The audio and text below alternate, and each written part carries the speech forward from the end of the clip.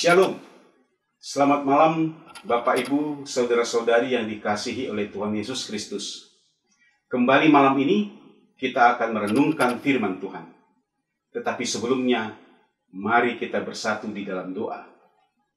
Bapa yang Maha Kasih, terima kasih atas berkat-Mu kepada kami, sehingga sampai pada malam hari ini, Engkau masih memberikan kesehatan bagi kami, untuk kami dapat mendengarkan dan merenungkan firman-Mu Bapa. Berbicaralah kepada kami, karena kami siap mendengarkan. Hanya di dalam nama anak-Mu Yesus Kristus, kami sudah berdoa dan mengucap syukur. Amin. Bapak, Ibu, Saudara-saudari yang dikasihi oleh Tuhan Yesus Kristus, ayat firman Tuhan pada malam hari ini diambil dari Kolose 1 ayat 15 sampai ayat 20. Dengan topik keutamaan Kristus. Demikian firman Tuhan. Ia adalah gambar Allah yang tidak kelihatan, yang sulung, lebih utama dari segala yang diciptakan. Karena di dalam Dialah telah diciptakan segala sesuatu yang ada di sorga dan yang ada di bumi, yang kelihatan dan yang tidak kelihatan, baik singgasana maupun kerajaan, baik pemerintah maupun penguasa. Segala sesuatu diciptakan oleh Dia dan untuk Dia. Ia ada terlebih dahulu dari segala sesuatu, dan segala sesuatu ada di dalam Dia. Ialah kepala tubuh, yaitu jemaat. Ialah yang sulung, yang pertama bangkit dari antara orang mati, sehingga Ia yang lebih utama dalam segala sesuatu. Karena seluruh kepenuhan Allah berkenan diam di dalam Dia, dan oleh Dialah Ia memperdamaikan segala sesuatu dengan dirinya, baik yang ada di bumi maupun yang ada di surga, sesudah Ia mengadakan pendamaian oleh darah salib Kristus. Bapak, Ibu, Saudara-saudari yang dikasihi oleh Tuhan Yesus Kristus, Paulus dalam suratnya kepada jemaat di Kolose mencoba mengingatkan mereka di sana bahwa Kristus adalah sumber damai yang sejati dalam kehidupan ini. Yesus Kristus adalah gambar Allah yang tidak kelihatan dan yang sulung. Di dalam Yesus berdiam seluruh kepenuhan Allah. Artinya, Allah yang kudus dan suci tidak mempertahankan eksistensinya atau keberadaannya sebagai Allah yang hanya menciptakan, melihat, dan memberi perintah. Tapi Allah juga mau menyelamatkan dan memperdamaikan dirinya dengan manusia melalui Yesus. Kalau dipikir dan direnungkan, banyaklah sudah dosa dan kesalahan yang manusia perbuat. Begitu besarnya dosa itu, sehingga tidak ada lagi pengampunan yang pantas atau layak diberikan atas kehidupan manusia. Tapi kasih Allah begitu besar. Ini tertulis pada Yohanes 3 ayat 16. Sehingga Ia mau berdamai dengan manusia. Oleh karena itu, menurut Paulus, setelah menerima kasih-Nya yang begitu besar, setelah menerima pendamaian yang begitu agung dan indah, maka setiap orang percaya harus memperhatikan tanggung jawab dan kegiatannya dalam hidup ini, supaya pada akhirnya mereka dapat berdiri di hadapan Kristus dengan kudus dan tak bercela dan tak bercacat.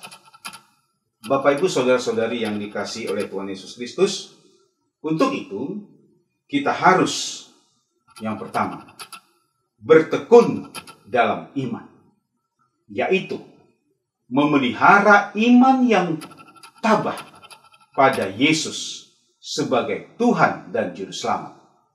Yang kedua, tetap teguh dan tidak bergoncang dalam setiap pengajaran yang sudah Yesus berikan.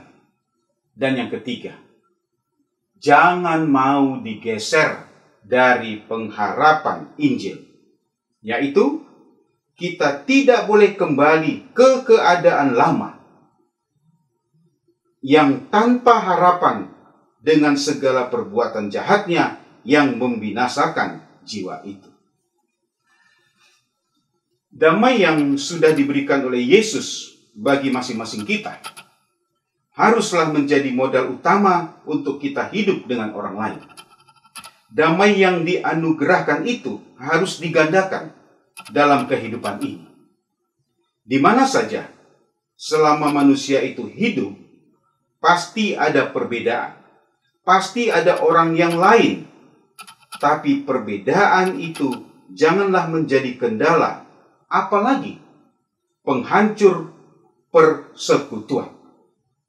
Sebaliknya, biarlah itu menjadi kekayaan besar untuk membangun persekutuan yang indah di dalam Tuhan. Berbahagialah orang yang membawa damai, karena mereka akan disebut anak-anak Allah, seperti tertulis pada Matius 5 ayatnya yang ke-9. Inilah hal yang harus kita bawa dan nyatakan dimanapun kita berada. Sebab dengan melakukan hal demikian, kita akan tetap disebut sebagai anak-anak Allah. Jangan mau hak kita sebagai anak Allah terkoyak hanya karena emosi yang tinggi, amarah yang besar, atau dendam yang membara. Ingatlah Efesus 4 ayat 26-27. Apabila kamu membenci dan menjadi marah, janganlah kamu berbuat dosa. Janganlah matahari terbenam sebelum padam amarahmu. Dan janganlah beri kesempatan kepada iblis. Camkanlah dan lakukanlah semua itu, sebab itulah modal dan jaminan kita untuk disebut sebagai anak-anak Allah dan manusia baru. Bapak, Ibu, saudara-saudari yang dikasihi oleh Tuhan Yesus Kristus, apa implikasi ayat ini bagi kehidupan kita ketika kita mengenal siapa Kristus? Yang pertama, kita harus menyembah Dia dengan pujian dan ucapan syukur. Yang kedua, kita harus belajar mengenal Dia lebih sungguh, sebab Dia adalah Allah. Yang ketiga, kita harus mentaati Dia, sebab Dia adalah otoritas yang ultimate, dan tidak boleh menduakan kasih Kristus dengan tawaran-tawaran yang lain. Dan yang keempat, kita harus mengasihi Dia atas segala karyanya bagi kita. Amin. Mari kita bersatu di dalam doa. Bapa yang Maha Kasih, terima kasih kami sudah mendengarkan dan merenungkan firman-Mu pada malam hari ini, Bapa. Biarlah firman-Mu yang kami dengar dapat kami lakukan juga dalam kehidupan kami sehari-hari. Berkatilah semua aktivitas kami, Bapa, agar apa yang kami lakukan hanya untuk memuji dan memuliakan nama-Mu. Sebentar kami akan istirahat, Bapa. Berkati istirahat kami malam hari ini, agar besok hari kami bangun dalam keadaan sehat dan penuh semangat memulai aktivitas kami yang baru. Hapuskan segala dosa-dosa dalam perbuatan kami, agar kami layak menerima berkat-Mu. Hanya di dalam nama anak-Mu Yesus Kristus, kami sudah berdoa dan mengucap syukur. Amin. Bapak, Ibu, saudara-saudari yang dikasihi oleh Tuhan Yesus Kristus, terima kasih. Selamat malam. Tuhan Yesus memberkati.